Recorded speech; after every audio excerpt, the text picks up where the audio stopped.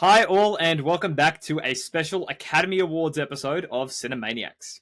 Today, we are taking you through all the films that got nominated for an Oscar and who we think will win in each category. Then we'll go through two films we watched this week, being We Live in Time and Wolfman.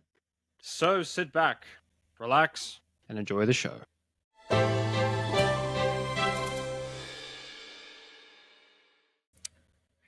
Hi all, and welcome back to Cinemaniacs with our first segment being Oscars Roundup. So, the way this is going to work. I have filled out a ballot from our, not generous sponsor, but who maybe one day will sponsor us, the radio station Sirius XM in the United States, who I think will win all the Oscars. And Keanu has done the same. We have not collaborated. We don't know who each other has picked. So I'm going to read out the nominees. We'll tell you who we think deserves it. We'll talk about it for a bit, and we'll move on to the next one. And then Can we take turns, please? Can we take turns? I want to be like my little announcer thing. I want to be like... Yeah, let's do it. Let's do it. I always wanted to do this. I'm happy with that. Love it. Let's do it. Those two. And we will then, when the Oscars eventually, come around to watch for real, we might do a live stream. We might just react to it later on. We'll see, and we'll tally out the scores, see however many we both got right, and they will be crowned the Cinemaniac for the year. So let's get into it. In which case, Keanu, would you like to lead us off with the Best Picture nominees? Kicking it off big with this is probably the big one, isn't it? This is Best Picture is probably like the big. Come on, announce it, dude. Give it the some big award. Give it some zhuzh. To win Best Picture, a film requires many great characteristics across the board. Excellent performances, an excellent direction, a story, some music. A good sound person would be nice as well. And it is very rare for a film to be crowned the best out of... I'm not good at this now. That's okay. We got this. You got it. Yeah. So read out the nominees. Come on. Let's do this. Here are the nominees for Best Picture. Anora, The Brutalist, A Complete Unknown, Conclave, Doom Part 2, Emilia Perez, I'm Still Here, Nickel Boys, The Substance, and last but not least, Wicked. Okay. So my choice for Best Picture of the Academy Awards 2025 is Conclave. Okay. I don't know if that... So we're doing this as a prediction, but I'm also, as like you, I'm pretty sure I've done as well. I factored in a little bit of who I think, who I would like to win. I'm going to be upfront. I've only seen Conclave, The Substance, and Wicked. So it kind of had to be from those three. I will try and watch them all before the Academy Awards. But I think Conclave was incredible. It was a really well-made film. It was like a full-bodied, complex drama, which I think the Academy might appreciate. It also has a progressive political message, which I know they're quite fond of, as is evidenced by the 13 nominations that Emilia Perez got. So that's my prediction. I think it's going to be Conclave. You know what? Strong second showing for The Substance, though. Maybe they'll be the first Oscar horror film to take it out since Silence of the Lambs, I think it was. So Keanu, what's your pick for Best Picture? This one I've picked. I went to see it with my uni friends when I first watched it, and I think across the board, everyone really loved it. Like really, and even looking at their reviews on Letterboxd, their reviews were just a great appraisal for the film. Like they were speechless and greatest sci-fi they've ever seen, and it was. You even look at the ratings. If you look at the ratings on Letterboxd and IMDb, pretty damn high.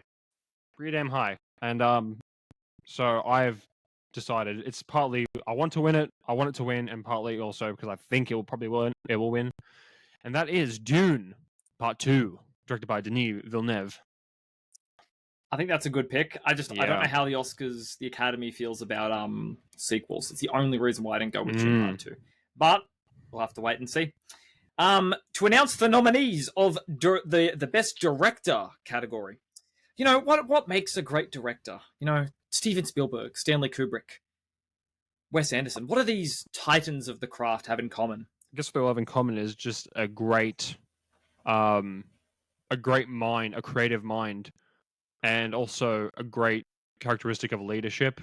I think it takes not just imagination, but also an ability to manage and oversee all these different things and have them all sort of in order to make sure you get your get what is your baby as a director, it's your movie, translated into a tangible project in the way that you want it to be, and you sort of want to see it the way you want it to see it. And so probably those two things. It's the execution of being a leader and being a creative practitioner, and also the imagination, as all artists are sort of measured on that. Absolutely. So, the nominees for Best Director, we have Sean Baker for Honora. We've got Brady Corbett or maybe Corbett for The Brutalist. James Mangold for A Complete Unknown. I feel really bad. Jacques Audiard for Amelia Perez. And last but not least, Coralie Fargo for The Substance. Keanu, who was your pick for Best Director? I have got a Best Director. You just said her name. Coralie Fargo? Coralie Fargo, yeah. Fargo for The Substance. Do you want to elaborate on why you've chosen that? Or not. I think I just want, because I can't recall the last time a sort of a body horror or a horror film of any mixed genre took out directing. I think it's always been mostly dramas and things like that, but definitely not a horror film. So I reckon it'll be quite cool to see a horror film get a major Oscar. And you know what, Keanu? I agree so much that The Substance is also my pick for Best Director. Boom. I really enjoyed it. It was a great film. It paid homage to a lot of horror films of the past. And I think it also has a really potent social and political allegorical message, which I think the Academy will look on quite favorably. So I actually feel relatively confident about that pick. Also, it's a woman director for, again, a really substantial film who I think very much deserves it. So the next category, one of the big ones, we've got actress in a leading role. Keanu, do you want to take us do you want to take us through the nominees? Here are the nominees for actress in a leading role. Cynthia Erivo for Wicked, Carla Sofia Gascon for Amelia Perez, Mickey Madison for Honora, Demi Moore for The Substance, and Fernanda Torres for I'm Still Here. And the Oscar goes to, well, who I think I should go to is Demi Moore for The Substance. I think Demi has had a great career that spanned, I think, over 4 decades. 3 decades. I think she's had a long career, and I think this was her. I remember hearing that this was her first Golden Globe win, right? And I've loved everything I've seen her in. Even in a role, she had a great role in A Few Good Men, along with Tom Cruise and Jack Nicholson. That was a great movie, and she was fantastic in that. I think G.I. Jane is the most mainstream film that she's starred in. I think that's what she's best known for, G.I. Jane. And yeah, I'd love to see her work recognized as one of the all-time great actresses. So I think Demi, get that Oscar. I agree. However, not enough for me to make that choice because I've gone for Cynthia Erivo in Wicked. Come on! I know. There's going to be some controversy. Look, I think Demi Moore has a very strong chance of taking it out because her performance in The Substance was excellent. But I gotta say, Cynthia Erivo in Wicked was incredible. Her singing was incredible. Her acting was so believable. I know Wicked didn't do too well at the Golden Globes, which is why I'm a little bit shaky on this pick, but I've gone for Wicked. I'm holding out for it. We'll see what happens. And now, for the next category, we have the Best Actor in a Leading Role. And the nominees are Adrian Brody for The Brutalist. We've got Timothée Chalamet for A Complete Unknown. Coleman Domingo for Sing Sing. Ralph Fiennes for Conclave. And Sebastian Stan for The Apprentice. And the Oscar goes to Ralph Fiennes for Conclave is my pick. Really good performance. I did see an Instagram reel today that apparently he's not doing enough work to campaign for the Oscar, which is apparently something that you're meant to do.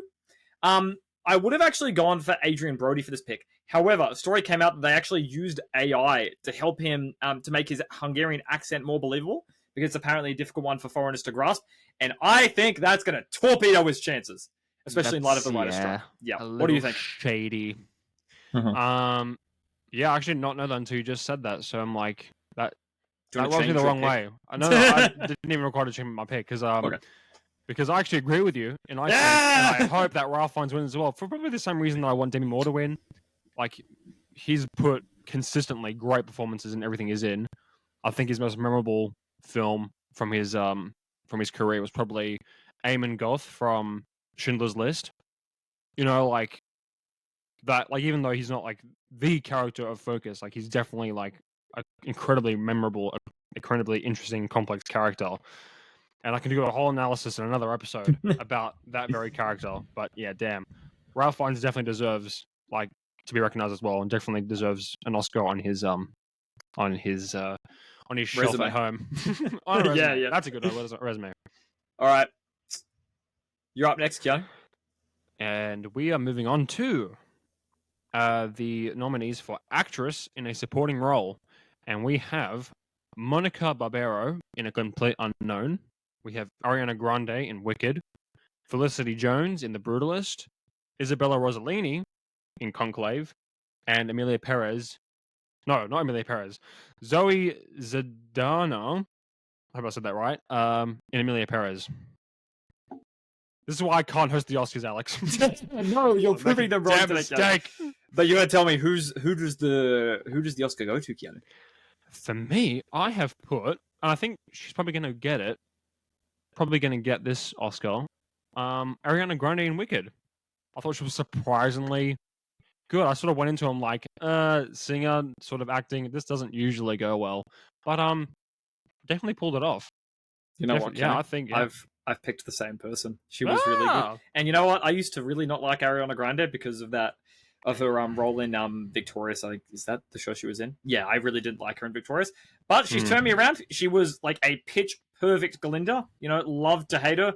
And she has that really nice arc at the end, and her performance was great. Her singing was great. I think she deserves it. But now that moves us to the best actor in a supporting role. Yes. We have Yura Borazov for Honora. We have Kieran Culkin for A Real Pain. We have Edward Norton for A Complete Unknown, Guy Pearce for The Brutalist, and Jeremy Strong for The Apprentice. And the Oscar in my eyes goes to Kieran Culkin for A Real Pain. Really? I think he got Golden Globe. I went into that film. I was surprised with how good and emotional and captivating his performance was. Very nearly gave it to Edward Norton based on how much I like the guy. But I think it's got to be Kieran Culkin. How about you, Keanu? I completely agree with you, Alex. Kieran Culkin has my vote for best actor in supporting role. He was, so good in A Real Pain. 100%. That's great. So that leaves us not with a lot of daylight between our two picks. It's going to come down to the few differences we've got, I think. Who have you got for the next category, Keanu? You want to take us through it? Here are the nominees for writing original screenplay: Honora, The Brutalist, A Real Pain, September 5, and The Substance. And I think it is none other than Honora taking home original screenplay. People are going to think we colluded, Keanu, because I've gotten with you as well. I very nearly went for The Substance in my defense. But out of all of these films, I think it's between Honora the Brutalist and The Substance. I've gone with Honora. Although I haven't seen it, I think Honora did receive a lot of great praise. I think everyone who I know who's watched it really enjoyed it. I will definitely need to watch it myself. I remember even like seeing it when it was like, sort of being mentioned in the media. I'm like, damn, I'm probably going to see that. It looks really good. And I remember the actress, Mickey Madison, her roles in Once Upon a Time in Hollywood and in Scream 5. Yes, Scream 5 mentioned. I'm like, yeah, she's great every time. So I absolutely agree. It's definitely worth seeing her in a leading role because I think and with a well-written script as well, which is what the category is in. Yeah. Look, I think writing is a tricky one because it's difficult to separate the performance from the script. The script of The Substance was good, but I have to say I think Honora's going to take it. But one of the things that's really surprised me with this season of the Oscars, Keanu, is that before Emilia Perez seemingly came out of nowhere, Honora was the favorite for most of the Oscars, I feel like. Yeah. And then when the nominations came out, it actually didn't get nearly as many. So we'll have to wait and see what happens with that. But now we've got the category of Best Writing in an Adapted Screenplay. The nominees are A Complete Unknown, Conclave, Amelia Perez, Nickel Boys, and Sing Sing. And the Oscar goes to Conclave. What about you, Keanu? What have you picked? We must be the same person. Might as well just read off one script because I also have Conclave. We've just or adapted minded screenplay. each other. Yeah. I think. Yeah, you go first. What's it? Without even like talking about like the structure and the pacing and the acting and the performances, I thought the exchanges and like the conflict just in in between characters and their exchanges, I thought it was just really, really good. Really captivating. It's definitely a standout from Conclave, the film, and it's usually not very hard to obtain that sort of characteristic in a film where the exchanges between characters are very captivating, more so than how the film looks and the emotions and the sound and the music and all these other things. Of course, there's so much to worry about, and I think what I really enjoyed about Conclave is that it's a complex political thriller, like I said before. And that involves like a lot of writing to make sure your points that come across, and especially when it's got like a political message to it, it's got to be done well, and I think it deserves it. So, Keanu, do you want to take us through the next one? Yes, this is international feature film. Okay, the nominees are "I'm Still Here" from Brazil, "The Girl with the Needle" from Denmark, Amelia Perez from France, "The Seed of the Sacred," Fig from Germany, and Flow from Latvia. And I think just because of the mass appeal or attention it's getting at the moment and all the hype around it, I think Amelia Perez is taking home international feature film. I think Amelia Perez is most likely to win, but it's not the box I ticked. I ticked "I'm Still Here" by mistake. I'm going to change my pick. Didn't mean to do that. It was meant to be "The Girl with the Needle" from Denmark, which I really want to watch because it's a horror international film. And, one of my favorite one of the only international films I've ever really enjoyed is a Nordic horror film, and so is "The Girl with the Needle." So I'm going to go with it, and we'll see what happens. But now, the category for animated feature film. We've got Flow, Inside Out 2, Memoir of a Snail, Wallace and Gromit, Revenge Most Foul, and The Wild Robot. And the Oscar goes to The Wild Robot. What about you, Keanu? Me, I only saw one of these, so and I thought it was still pretty good, even though it's not as good as the sequel, Inside Out 2. Okay, I think that's a fair pick. I didn't see The Wild Robot, but critically, it got a really good reception. I think this is the pick I'm most confident about. I'm not going to lie. But we'll have to wait and see. We posted you posted an interesting story about The Wild Robot compared to some other film, how it grossed more money. Yes, I did. Even it's like 112th day at the 115th day, it grossed more than the second opening weekend of Better Man. Better Man, yeah, the Robbie Williams biopic. Like, I think domestically in the United States, it made less than $100,000 in its second opening weekend. Yikes. Embarrassing, Robbie Williams. I'm sorry, mate. Your film might be good, but no one's watching it. I'm a bit iffy on why they made a film like that, because Bohemian Rhapsody did so well, Elvis did pretty well. I'm not sure if Complete Unknown did well, but these are all big artists: Bob Dylan, Elvis, Queen. Like, these are huge. With millions and millions of followers, entities. that was the important thing, though. Gigantic, and like compared to Robin Williams, I mean, like, it's not even close. He's got good music, but he doesn't have the same fandom about him. That's just the honest truth. I think that's a fair cop. And that's aside from like how good the film is by itself, not just like the hype of the subject. Of course. But yeah. But half of the film is in marketing, and if you can't get people to come watch the film, it's like the tree in the forest. If no one comes and watches the film, is the film really good? It's hard to market as like good. Unless exactly. it becomes like a cult classic later on, which it might. Yeah, but that's not going to help it at these Oscars. You're up next, Keanu. Yep. What have we got? We have got this is your favorite. One of my favorite categories. Cinematography. This is a big one. If you get this in the Oscars, I mean, like, you got a pretty good damn film on your hands.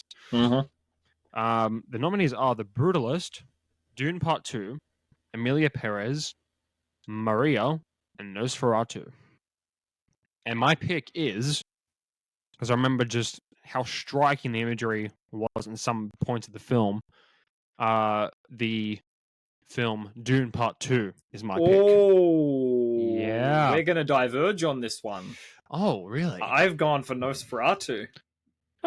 You know what? Yeah, I can. Yeah. I think I'm mad at that. I'm mad at that. I think the imagery in Nosferatu is really good. I think it connects in, like, with the story. You know, and if you're just going by what's being memed, you know, people have been doing the shadow puppeted hand all over, and you know that's a cinematographical element as part of the film. So we'll have to wait and see who wins that one. I think I trust your opinion on that one a little bit more than mine, but we'll wait and see. You have production design now, Alex. Take it away, that's man. Right. So for production design, we have The Brutalist, Conclave, Dune Part 2, Nosferatu, and Wicked, all films with incredible sets, designs, and features. Yes. And I've gone with Wicked. What have you gone with, Keanu?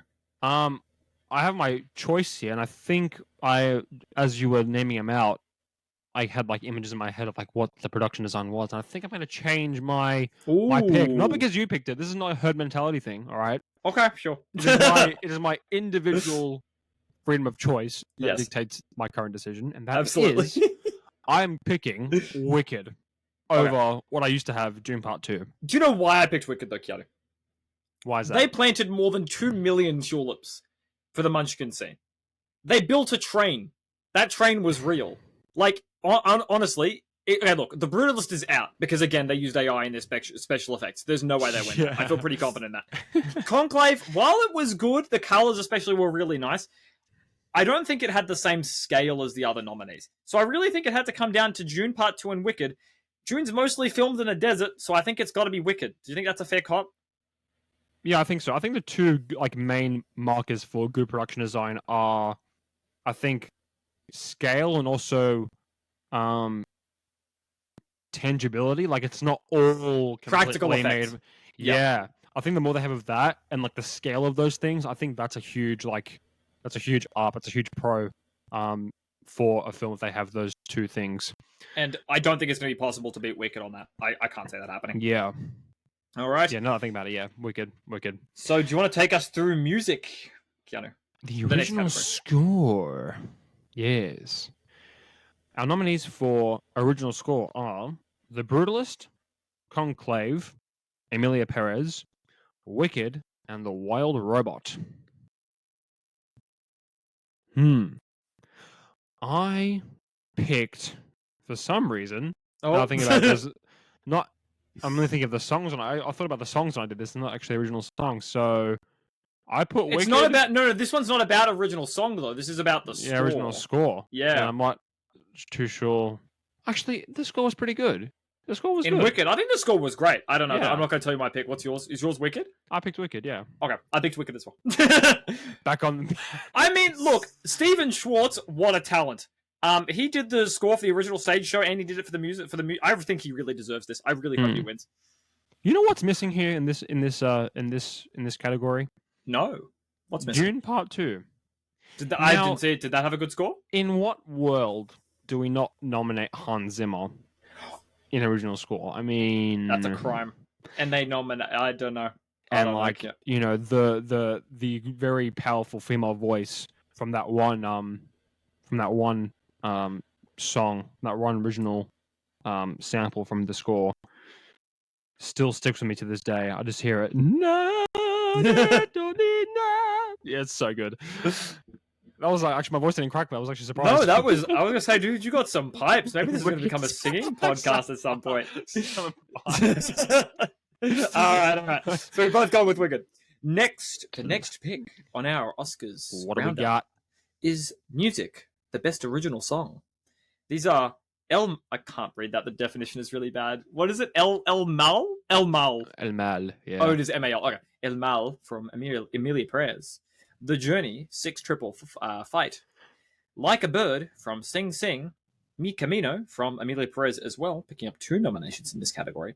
And Never Too Late, Elton John. I've gone with Elton John because I love the guy. Now I want to hear your pick, John. Okay. Now, usually when like one film gets nominated twice for two different things in the same category, it usually doesn't take it home. But I've got a feeling that Emilia Perez takes it. But for with which one? I've gone with El Mal. El Mal. El Mar. Oh, okay. I think Emilia Yeah. Perez is going to win at least one nomination, but I don't know what for. Like from 13, you got to get at least one. Like choosing which like nominee I think would win from this category. Also, like my reasoning was also what I think is most unpredictable. I'm not saying that's a bad like choice, but I'm just saying like I don't know. I was like, what looks like, what just sounds like it'd get it, you know? Just a very very iffy abstract reasoning. Do you know what will be interesting though? I don't know how the Oscar they vote on the nominees, right?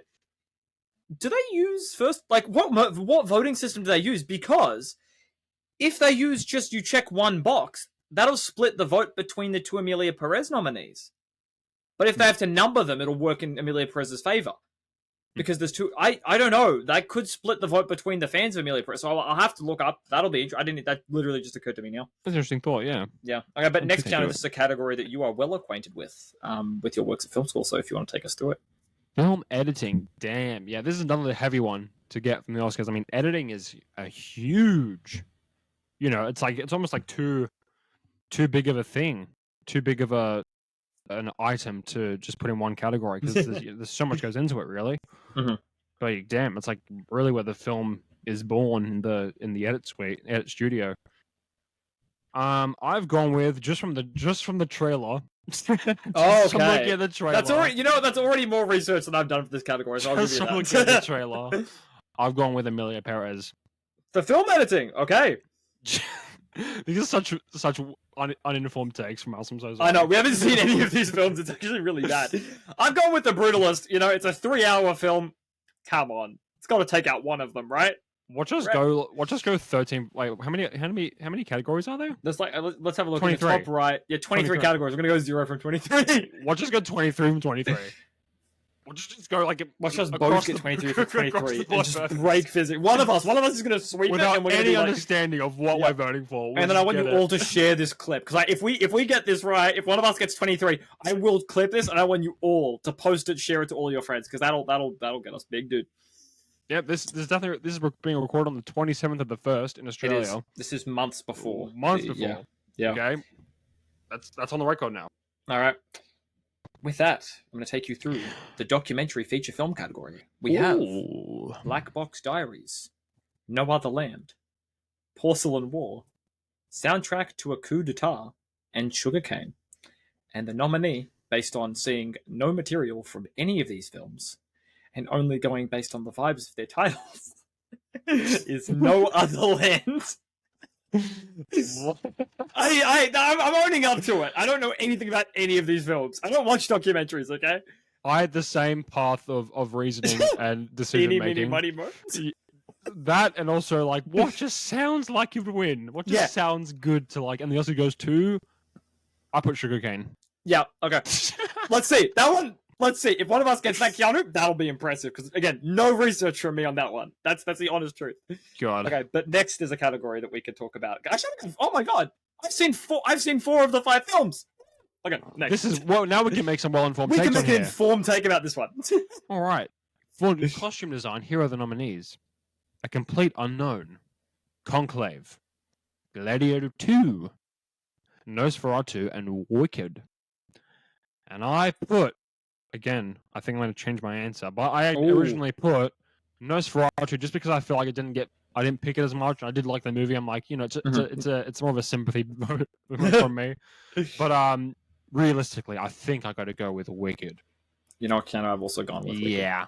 They were so intricate. They were so colorful. Very well done. I can't see it not taking that out. It just pops, just pops. It did, yeah, and it took risks. Like I think that deserves it. But next, we've got makeup and hairstyling.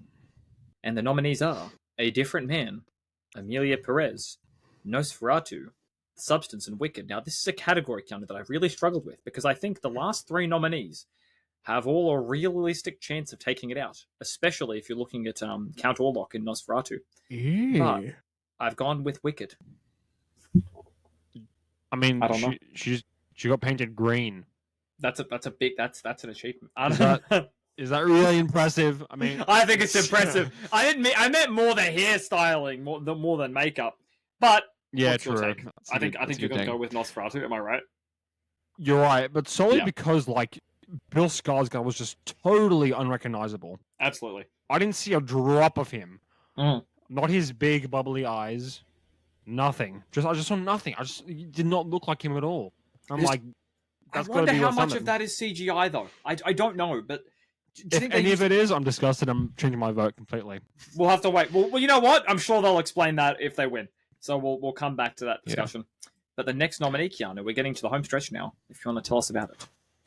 Who have we got? We got sound. Yeah. Yeah. This was an easy pick for me. Uh-huh. The nominees, before we get into that, the nominees are The Complete Unknown, Dune Part 2, Emilia Perez, Wicked, and The Wild Robot. And this was probably the most standout thing from what was a very enjoyable film from my view. And that is, again, Dune Part 2. Okay. I thought I sound think was that's like a fair pick. through the roof, exhilarating. When I was looking at this category, my gut said Wicked. I did not go with Wicked because the mixing was really bad. But maybe that was just the cinema that we watched it at. So I've gone with The Complete Unknown. This is not a film that I've seen. It is the Bob Dylan biopic. In my defense, the reason we haven't seen it is because it came out much later in Australia than when it came out in the United States. I feel okay about that, but we'll have to wait and see. Mm. But the next category, Keanu, is for visual effects. The nominees are Alien Romulus, Better Man, Dune Part 2, Kingdom of the Planet of the Apes, and Wicked. I've gone with Wicked again because of a lot of practical effects, and I think it's got a good chance. What about you? At this rate, Wicked is freaking sweeping. Yeah. But I didn't actually pick Wicked. I was tossing up between two. Mm-hmm. And I was Alien Romulus and Dune Part 2. And I think Alien is a great franchise, Overall, it's a pretty good franchise. There's some great films and some stinkers in there. Yeah. And I think Alien Romulus, from what I've heard, I actually didn't end up seeing it, but it did sort of bring back, restore the Alien franchise to its former glory.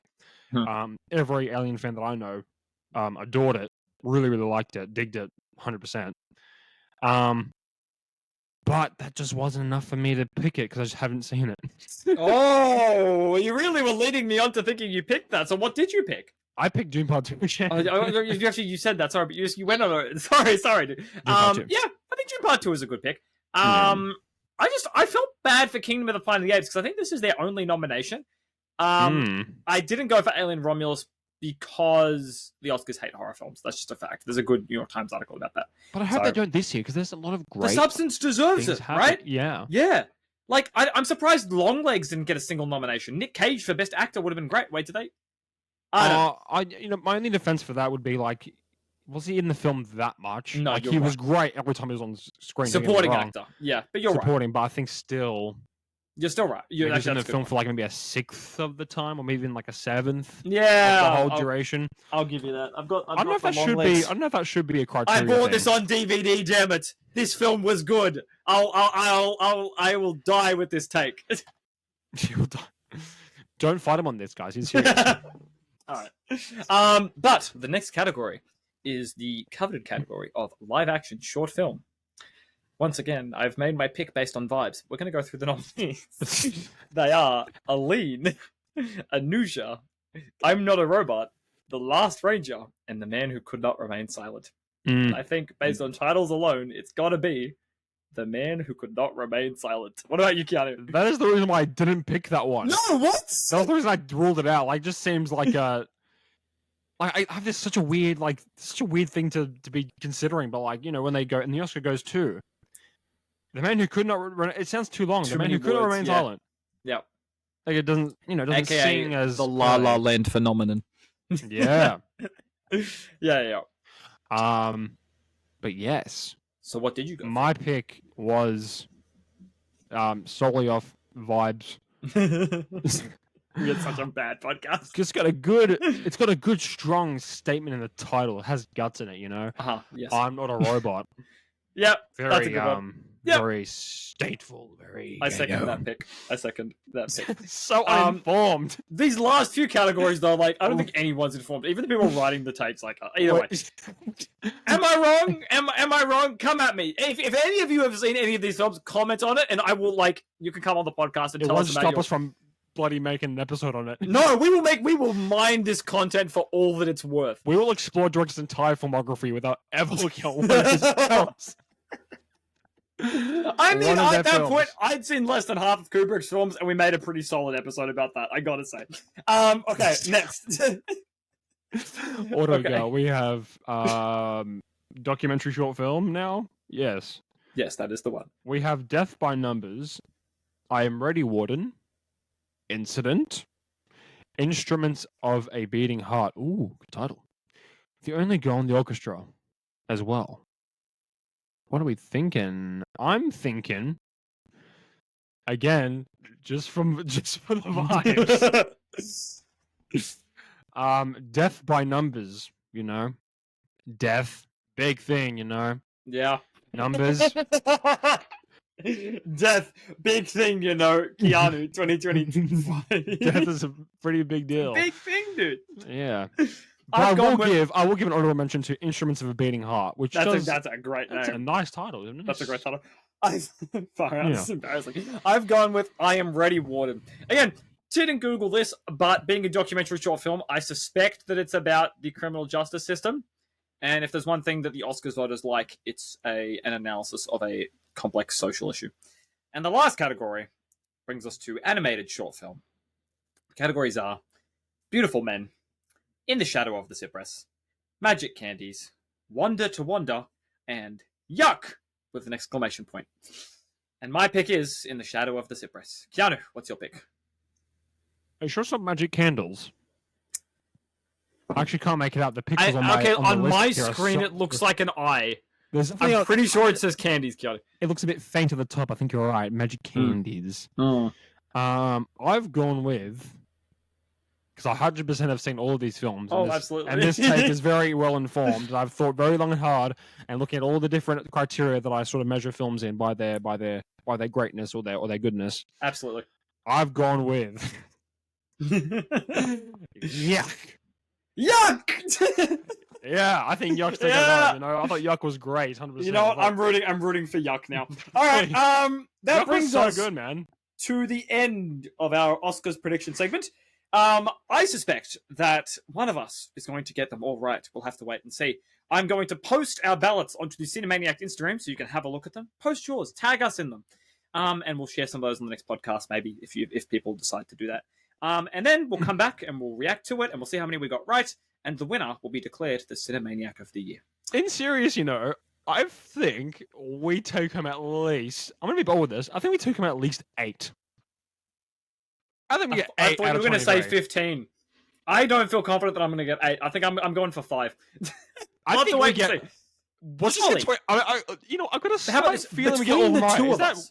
Between the two of us. I don't know. Let's have to wait and see. We're going to get all of them right. You know what? I'm going to put it right down. I think we're going to go 23 from 23. 23 from 23. If you don't watch that episode, you'll never know. We're back right after the break for our analysis of We Live in Time. Please come back.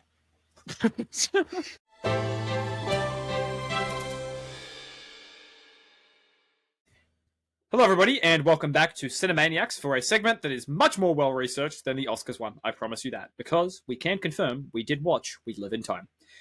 We Live in Time is a 2024 romantic comedy drama directed by John Crowley and written by Nick Payne. It follows the relationship of a couple, played by Andrew Garfield and Florence Pugh, over the course of a decade. It uses a non-linear narrative. Keanu, take us through your thoughts on We Live in Time. Let's start with the plot. What happens in the film? So, in like a jumbled order of events, we see this these two people, as any good love story starts, how they meet in the most unexpected way, in a really fun way. Which is revealed in the trailer, gotta say. Yeah. Yep. So, and it wasn't really like a spoiler. No. I don't think it's a spoiler either. It was a great way for these two people to come together. Mm-hmm. And they sort of, you know, struggle to sort of cement themselves within each other. Especially even after having a kid, that's when things start to really shake. But as the best of us do, we sort of we wrestle through it together, and they show up for each other, and they really go out with a bang at the end. 100%. That's I sort agree. of my general thing. What happened? Yeah. And as a romance film, we went into this film. I'm gonna make a hot take, Keanu, and you can tell me if I'm wrong. Hot take. Hot take warning. Sizzling sound effect. Wait, do I have a sound effect for this? No, I don't. Okay. I do not think that we are the target audience for this film. Do we think that's a fair take, Keanu? 2 20-year-old men? Well, I'll answer your question with the question. Mhm. If it's not us, then who is? I work at a cinema, Keanu. Mm-hmm. I have not seen many men watching this film. That's the honest truth. I'm not saying that men cannot legitimately enjoy films like this, because I don't get me wrong, I definitely enjoyed it, and I think it's sad that people don't feel comfortable enough watching films like this. But maybe our takes from this film should be, maybe we. I don't know. I don't know. But all I'm saying is that based on I feel like our views of this film will be different from the majority of people who went and watched this film. Gee, that's a fair take, or am I? I think that's a fair take, and I think I see where you're coming from with I think it's more suited to a more mature audience. Yes. And I think when we watched it, that was definitely the case. These group of girls, probably still in school, watched this, and every intimate scene that came up, they'll just burst out laughing. Yeah. Films like this demand to be taken seriously, and you know what? I think, which is why I'm glad we watched it. But I'm not angry at those girls. I don't think what they were doing was wrong. I don't think they really detracted from the film much. I just don't think they should have been watching it. Okay, putting all that aside, I think this is a film that's going into it. You expect it to be heart-wrenching. You expect it to be sad. We're gonna do our very best not to spoil this film, mind you. But the film sets up something in the first few minutes of the film that leaves you knowing exactly how it's going to end, right? Yeah. And it sets up a few motifs, and the film ends with a similar motif. And you know what? I think if you go into a sort of romance like this and you don't cry, that the film's done something wrong. And you know what? I'm happy to admit that I did get emotional at a few points in this film. That's the honest truth. Do you have anything else you'd like to add about maybe the acting of the film, Keanu? Oh yeah, I mean, what can I say that hasn't already been said already? Florence Pugh and Andrew Garfield were amazing. I will say, their dynamic on screen is just magic, absolute fire. And I think, performances aside, I think just some moments in the film put me on the edge of my seat. I mean, in a way that is kind of refreshing. From my experience going to the cinemas, I genuinely was so on board with what was happening. I'm like, oh, you saw me, Alex, right? I was like, yeah, of course. I was like, come on, come on. And I agree. Yeah, those last 40 minutes of the film were probably the most emotionally striking and fluctuating. That's the word, I think. No, absolutely. It had a look. Don't get me wrong. The film was emotional. The Andrew Garfield and Nick Payne, they both did. Not Nick Payne. Andrew Garfield and Florence Pugh, they both did a really, really great job. Yeah. The other thing that I really respect about this film is not just emotional. It is funny. I wouldn't classify this film as a rom-com, but it did have a few jokes thrown in there to kind of break the tension and break the ice. The absurdity of the setup. You can see this in the trailer. The guy gets in a car crash after just doing something unpleasant. I won't say what that was because that is a spoiler. And he's carrying a chocolate orange. And Florence Pugh goes, the chocolate orange didn't make it. And I laughed. It's silly. And it was just gone through the scene. It's just, again, the absurdity of the human condition. One thing that I think, I'd love to hear your thoughts on this, Keanu. The film is presented in a non-linear narrative. For those of you who don't know what that means, it just means that the events of the film, they don't take place, one event after one event after one event in the order in which that happen in real life. It means that the film shows you something that happens in the future, and then it might jump back to some point in the past, and so on and so forth. I personally didn't enjoy that. I thought that took away from the film, but I'd love to hear your takes on that, Keanu. I sort of agree with you, Alex, there about the structure. Usually a non-linear structure elevates the film's emotional arcs, and I think in one or two cases the structure of We Live in Time certainly did that, Mhm. but I think in more ways than it didn't. It's sort of like watered down those emotional arcs, like they sort of flattened the peaks of those a little bit, Mhm. just because of like, you sort of, is it a matter of like seeing it coming? Is it a matter of just being very abrupt? I don't know. It's but yeah, it's definitely like an iffy. The only really, I'm gonna say, yeah, the only downside to what was a really really enjoyable film, I think. And Yeah. would it have been would have been better if it was in order? I don't know. I think it would have been. Like, I think this film suffers from what I call the Tenet problem, which is it's a film with a cool concept that is that in the name of trying to be complex and artsy, it loses some of its depth. Mm. Like, I think that they had this idea for a film, and they were like, you know what will really bait us into the award season is if we gave it a non-linear structure.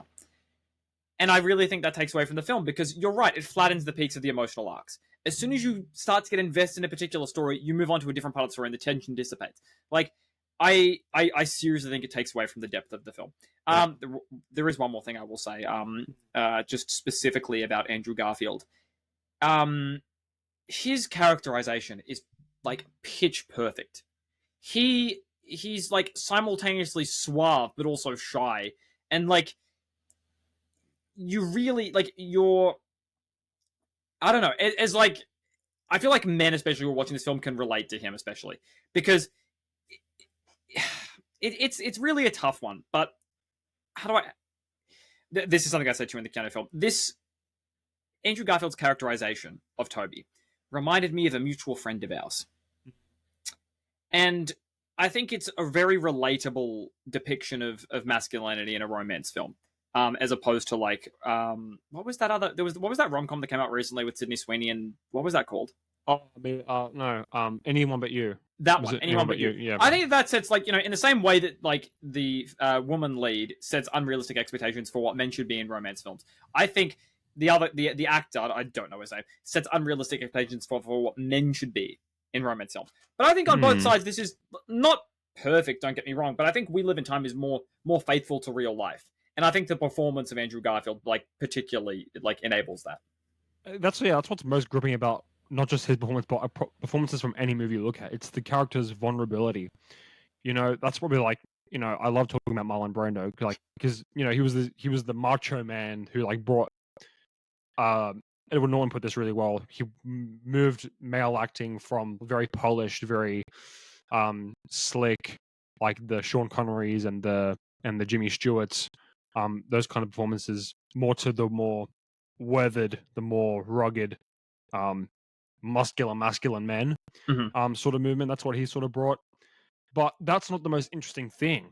It's like a man like that, the very fortuitous, very strong, manly, real. His vulnerability is what is most captivating, and his vulnerability in We Live in Time. You know how he just, when you see him like struggle to hold things together, even in like which are very high pressure situations. That's what's most captivating in like not just the film again, but in any film, and that's definitely a stand up from this film especially.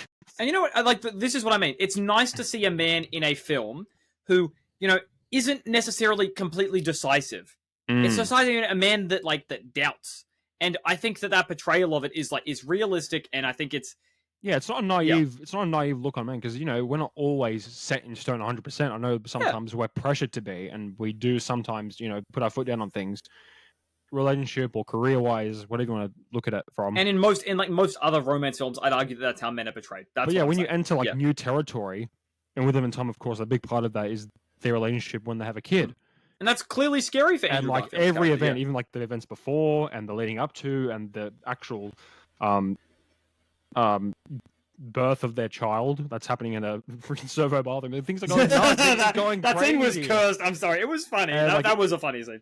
It's definitely not a naive look at it, and because it's definitely it's the most, in my view, it's probably the most wrecking or demanding physically, mentally, psychologically, spiritually demanding thing that could happen to anyone now, but that could possibly happen in someone's life. Yeah.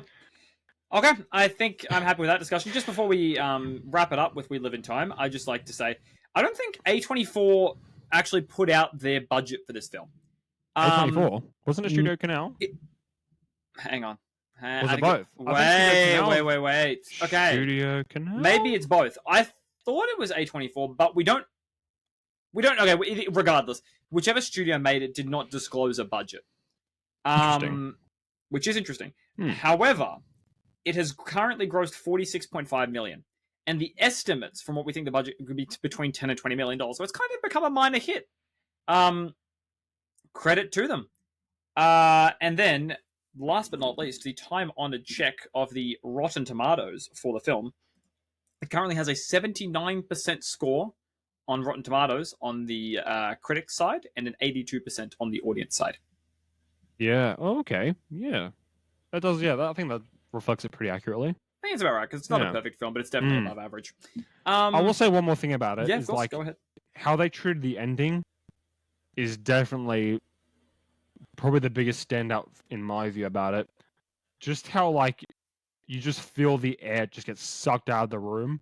Mm-hmm. Like nothing is suggested to you, but you start to get this feeling that hang on. It's going and it doesn't happen on screen as well. It trusts its audience to make the conclusion. And I think that's just brilliant directing. I agree. Like, brilliant storytelling. Like not, trying to start the waterworks as like a lot of rom-coms or whatever, like romance or comedy films do, dramas do, when they just, bore the audience to tears. Not bore the audience to tears, but make them, make it flood their room, flood the cinema with tears. This film does something a little different. It's sort of like, it really just like takes the air out of you. You're like, you just feel like, because you just, it's such, oh man, it's do you know how we know that it did that though? Because, even the Year 9 students that were sitting in front of us were silent in the cinema. This affected them as well. People that weren't even engaged in the film. Literally sucked the air out of the room. I agree. The entire cinema was silent. And that's how you know that the film's emotionally affected someone. Like, it's the kind of film that leaves you when the credits start rolling. You don't want to stand up straight away. You want to sit with it for a moment. And it's so brilliant how, filmmakers have come up with a way to not even, like, surprise you. Like, it's going to happen. With everything that's happening in the film, it's going to happen. The choices they've made and the circumstances these characters have, been subject to. It's not a surprise, but yet you feel like you're still rooting, you're still optimistic about the situation. Like, oh, it's going to be great. And then it's not, and you know it. Yeah. And you're reminded, even subtly, you're just reminded in the most subtle way. And it pisses right through your heart. Yeah. I agree. Yeah, crushes. I think we're going to leave that discussion there, folks. Let us know your thoughts about We Live in Time, and we'll see you in the next segment for Jump Scared, our review of horror films, good and bad. New segment! New segment!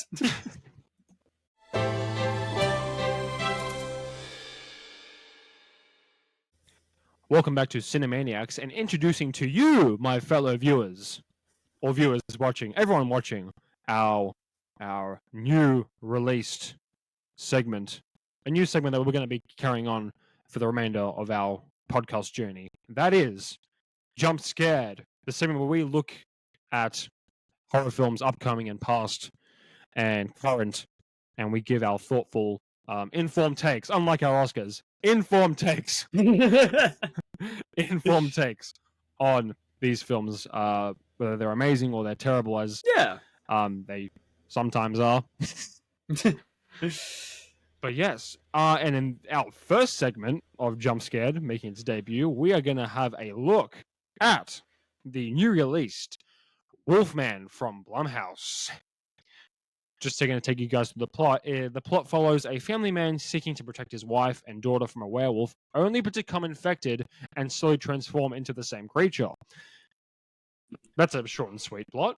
That is a very short and sweet plot. And it certainly reflects the short and simple film that it was. Okay, well, look, let's just talk about the film before we start tearing the plot to shreds. So it's a 2025 American horror film directed by Lee Winnell from a screenplay, right? It is a reboot of a film from 1941 called The Wolfman, and it stars Christopher Abbott, Julia Garner, and Sam Yeager. It is a Blumhouse production, and we're going to talk a little bit about the business model of Blumhouse. So first, I believe that Blumhouse's model of making films these days is they know that horror, being the ascendant kind of thing that people actually will go to the cinemas and watch, they know that they can just keep throwing out films of a minimal budget. Like, I remember we were eating we were eating Guzman and Gomez after the film. And I said to you, Keanu, what did I say? I was like, Keanu, how much do you reckon the budget was for this film? And do you remember what you said? 25. And you guessed it exactly. Yeah. It turns out that Blumhouse's business model is to make films at around about that kind of low-ish budget mark and just hope that they break even and hope that one of them eventually becomes a hit. Now, it's safe to say that Wolfman was not a hit, but it did make back its money. So, at least commercially, if not artistically, it was a success. With that, it had a budget of 25 million, and as of right now, it's made back 27.7. It's sort of like, out of its, definitely not like a desirable outcome, and it probably won't make it much more than that. Yeah. Considering it's been out for a few weeks. Mm-hmm. But yeah, they make the films good enough so that it passes, high production value films. The sound is, it's fine. The main things are unrecognizable. The cuts and the sound. You don't notice these things as a casual viewer. So they make sure those things are set in stone. Those things are pretty well formulated. There's a fixed approach on how to get those things good.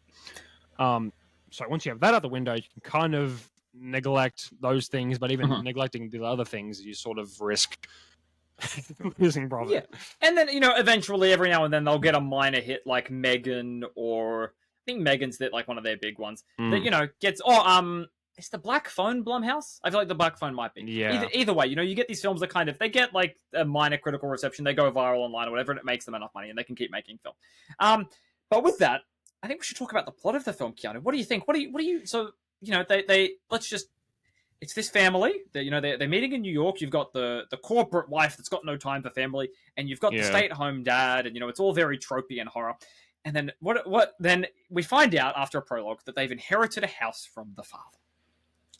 You want to tell us what happens next, Keanu? So, with the wife being so under pressure from work, like work-life balance is completely skewed, and so the main male character has the very bright idea to go, hey, let's just take some time off and let's take the foot off the accelerator for a second and let's go to this inherited farmhouse we have with the kid. It'll be great. We'll to unwind and get denoise.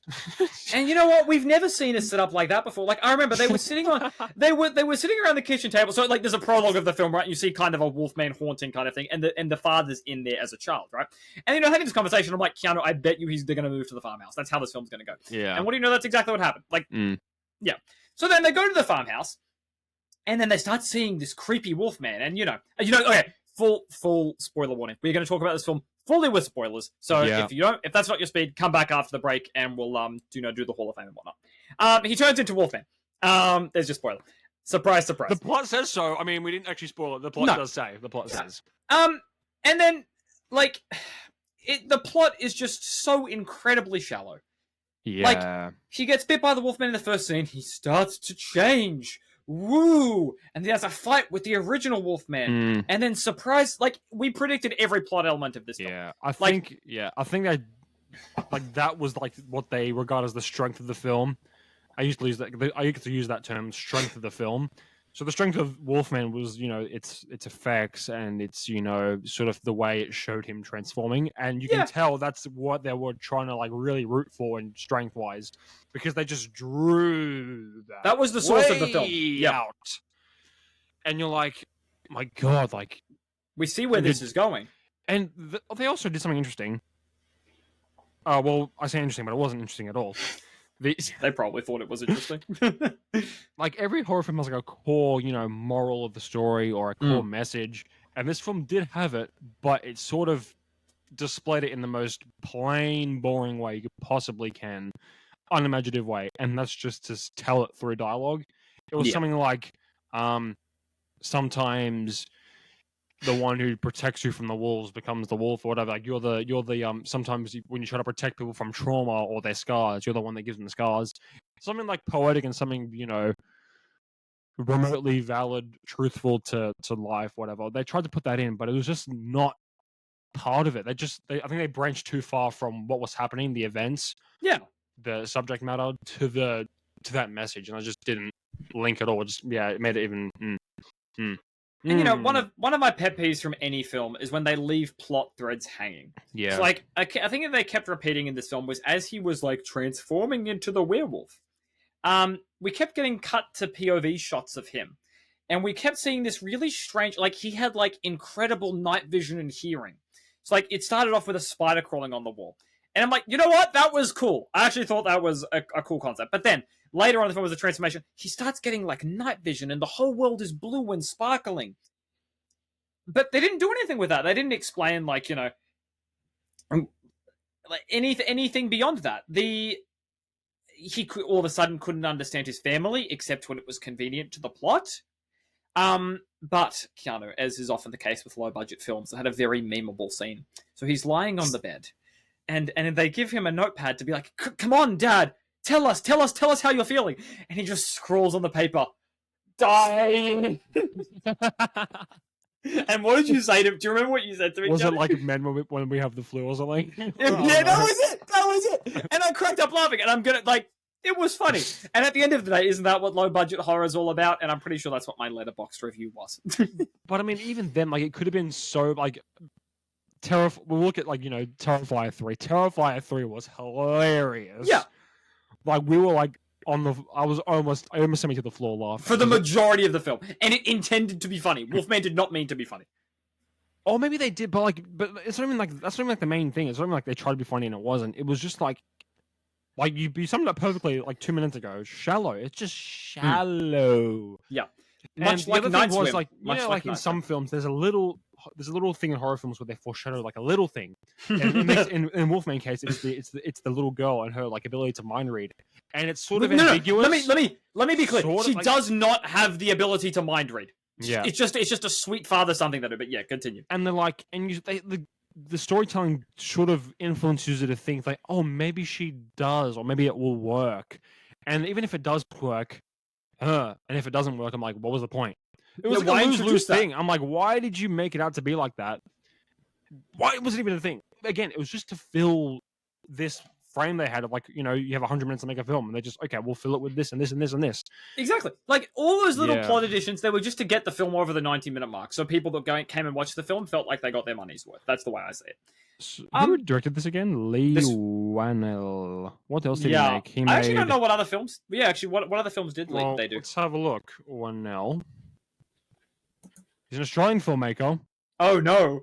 And he made The Invisible Man. I don't think that did was the story for great. Saw.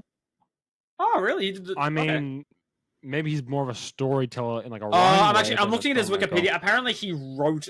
This was. So his directorial debut was Insidious Chapter 3. That was his first film he. Oh, like the directed. Red Door one, yeah. And then Upgrade, The Invisible Man, and Wolfman. So he's had a 5-year gap between films.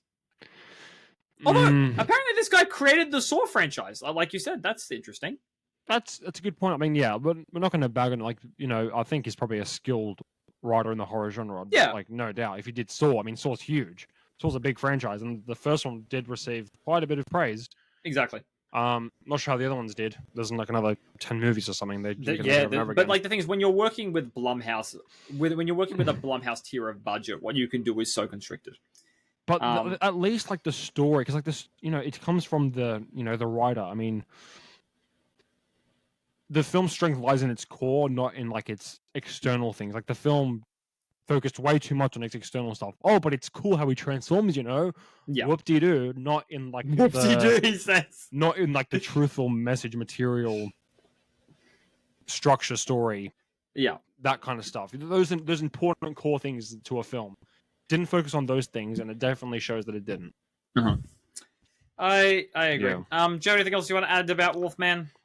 Yeah, I mean, I think that, well, just like a subject of like Blumhouse's approach to filmmaking, I think it has become, you know, they found a formula that works, but maybe Wolfman's at the beginning of it not working as much. I think they're about to gain a rep of, like, you know, just trash horror film after another. I mean, Night Swim was a flop in my view. Oh, it was. When we watched it. This was now. The Black Film wasn't that great either. Because, I'm you know, not sure if you guys if they disagree. start to get a reputation that their films aren't going to be great, their business model fails. Because even these low-budget films won't be able to make their money back. And they're not even funny. Like, it wasn't funny because what was happening on screen. It was funny because me and you were memeing it. Like, it was what we were like. We were doing the work. Like, it was come external. on. Like, we weren't immersed in we weren't immersed in the story, and it wasn't funny in that sense. It was funny from how we were making fun of how bad the film is. Absolutely. And, you know, we're watching films in a time where there's many other, like, there's better horror films to watch. It's not like we're starved of horror films anymore. Yeah. This year we had The Substance, Longlegs, Nosferatu, like, critically acclaimed feature films. And I don't know what Blumhouse's place in that atmosphere is. I think their circus approach to filmmaking will probably fall down a little bit more, maybe after one more film out, and then it's going to confirm, like, okay, we're definitely not making, when this is not going to work. So maybe we should up it more, because they have put in the past pretty damn good films. I thought Purge was good. Someone from our school was in Purge. Fun fact. Is that right? But you're forgetting one thing, Keanu. Megan 2.0 is coming out. M3gan? M3gan? Question mark? M3gan? Wait, seriously, who from our school was in The Purge? I didn't know that. What was his name? Some blonde Regardless, guy. Our school alumni, yes. And I think with that, his name. Oh, yeah, that's all right. We're going to move on to our final segment of the day, being Hall of Fame and the movie quote quiz. See you after the break, folks.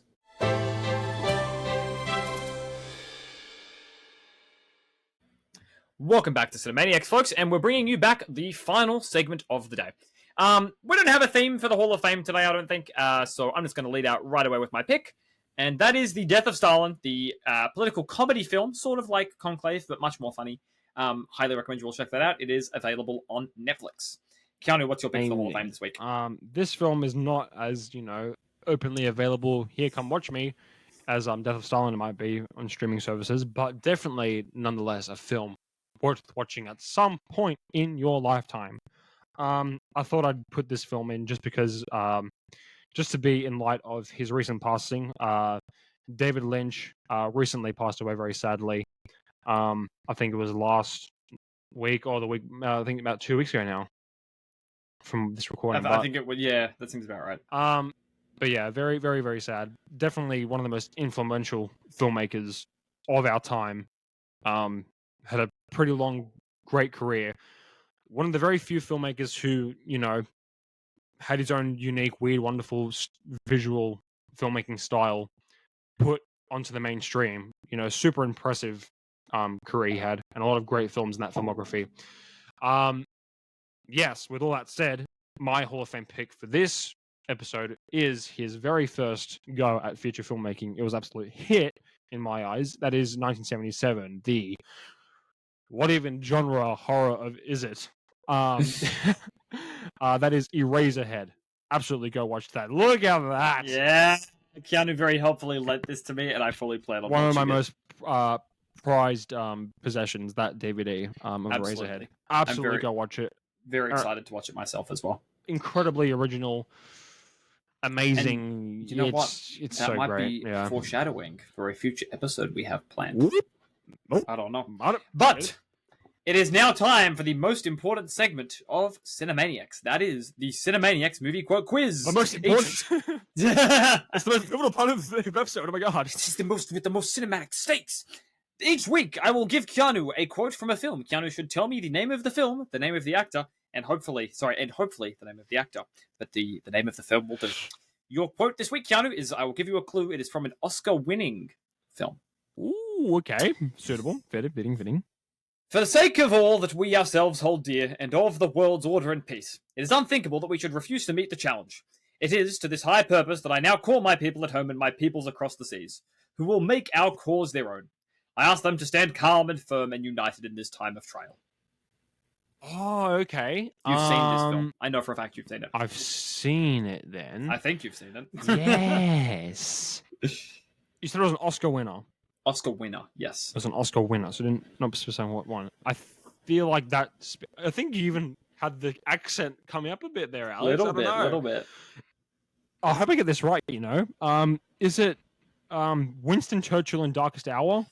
Oh, so very, very close. My second guess would have been the King's Speech, but probably not that. It was either. the King's Speech. Oh, it was King's Speech. It was the King's Speech, yeah.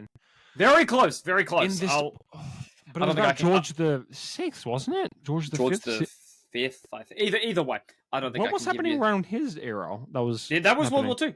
Oh, No, he was the king around World War Two. Oh, he was Yeah. the king. Oh, Yeah. yeah. Oh, Winston man. Churchill was the prime minister, and at the same time, the I don't know Charles why I V thought was George king. the Fifth, Sixth was so. I don't know why I thought he was so much more recent. Oh, weird. Yeah, Oh, very well. weird. Damn. Regardless, Ouch. I can't give you the points for this week. Thank you for listening to Cinemaniacs, folks. Send us your Oscars predictions in the DM to us on Instagram on the Google form. Make sure you give us a follow. 5 stars on our podcast. Anything you want to add, Keanu? Can you beat our predicted 23 for 23 record of Oscar-nominated winners? I don't know why. I've got a feeling that we got all of them right. I agree. Both of us. Somehow both of us are going to get it. I don't have insight into the results, by the way. I don't. I don't have ties with Hollywood. We're going to have to leave it If there, I did, folks. I probably wouldn't be doing this podcast. We're going to have to leave it there, folks. Thank you so much for listening. We'll see you next yeah. week with a possible David Lynch special. Have a good afternoon. See y'all. See ya.